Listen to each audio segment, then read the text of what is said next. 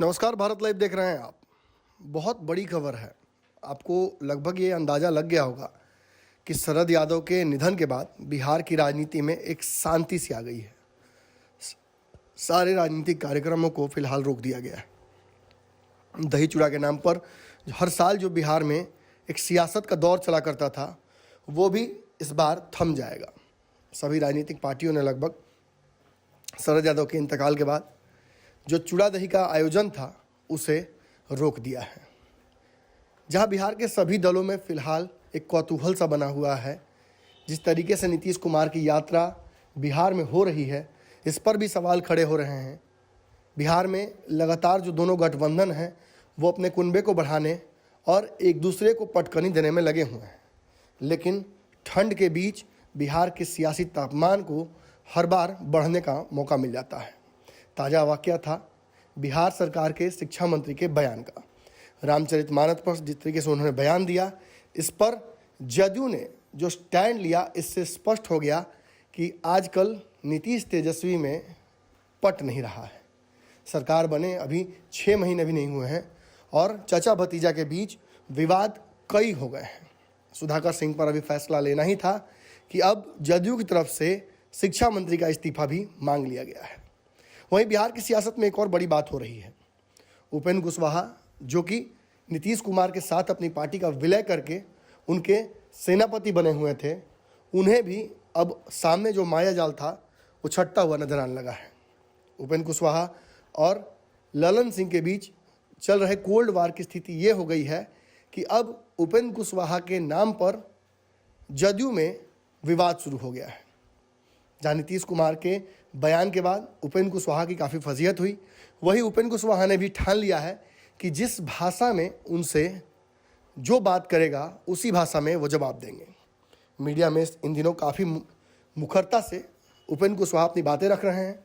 शरद यादव के मृत्यु पर भी उन्होंने बातें कही कि शरद यादव के साथ गलत करने वाले महागठबंधन के ही लोग थे।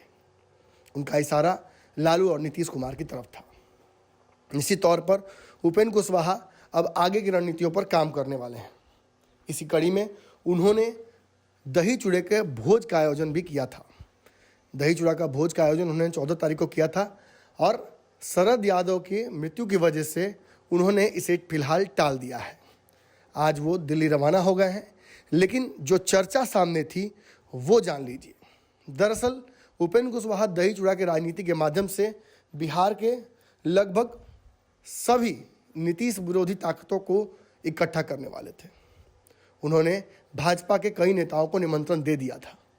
इतना ही नहीं, नीतीश कुमार के धुर विरोधी रहे कई बड़े बड़े चेहरों को भी उन्होंने विशेष आमंत्रण दिया था। समता पार्टी के पुराने नेताओं सहित रालोसपा के सभी कार्यकर्ताओं को उन्होंने इस आयोजन में विशेष आमंत्रित किया था। बिहार में हर साल चूड़ा दही के इसी तरह के आयोजन से सरकार और महागठबंधनों का स्वरूप बदलता आया है। लेकिन उपेंद्र कुशवाहा, जिन पर लगातार ये आरोप लग रहा था कि वो ललन सिंह के द्वारा लगातार पर्दे के पीछे किए जा रहे खेल से परेशान होकर अब जदयू में दम घुटने जैसा महसूस कर रहे हैं और किसी भी वक्त जदयू को छोड़कर वापस रालोसपा का दामन थाम सकते हैं। इस बार रालोसपा बनेगी तो निश्चित तौर पर उनका गठबंधन फिर से एनडीए के साथ यानी भाजपा के साथ होना तय लग रहा था। नीतीश के विरोधी ताकतों को जोड़कर वो ये मैसेज देने वाले भी थे, लेकिन एकाएक शरद यादव का निधन हो गया और उन्हें ये सारे आयोजन को रोकना पड़ा, साथ ही साथ दिल्ली रवाना होना पड़ा। हालांकि ये सियासत अभी थमेगी नहीं। बताया जा रहा है कि उपेंद्र कुशवाहा रालोसपा बनाने के साथ साथ जदयू के बड़े एक जत्थे का विकेट एक साथ गिराने वाले थे। जदयू के वो लोग जो नीतीश कुमार के राजद के साथ जाने की वजह से नाराज थे, उन्हें अपने साथ उपेंद्र कुशवाहा इस बार ले उड़ने वाले थे। लेकिन शरद यादव के निधन की वजह से ये सारा प्लान फिलहाल रुक जाता है। हालांकि ये भी तय है कि दिल्ली की राजनीति या दिल्ली से वापसी के बाद उपेंद्र कुशवाहा ऐसा एक आयोजन फिर से करेंगे और उस आयोजन के माध्यम से अपनी सियासी ज़मीन को भी तलाश करेंगे और नीतीश कुमार और ललन सिंह से जो भी इधर तिरस्कार उनका हुआ है उसका बदला भी लेने वाले हैं। रालोसपा की स्थिति क्या बनती है आने वाले समय में उपेंद्र कुशवाहा क्या फैसला लेते हैं, इन सब पर हमारी नज़र रहेगी, लेकिन फिलहाल आपकी नज़र भारत लाइव पर होनी चाहिए। अगर ये वीडियो पसंद आई और वह बिहार के राजनीति और बिहारियत से सरोकार रखेनी तो सब्सक्राइब बटन दबा के चैनल के सब्सक्राइब कर ली। ओजे एगो घंटी बा, ओकरा बटन दबा देला से कुल सटीक और मारक खबर रुआ मुफ्त में मिल जाई। अगर रुआ पत्रकारिता के हमनी के नया प्रयोग में सहयोग कर चाहतानी तो ज्वाइन बटन दबा दी। पेटीएम नंबर नोट कर ली 9386816700। धन्यवाद।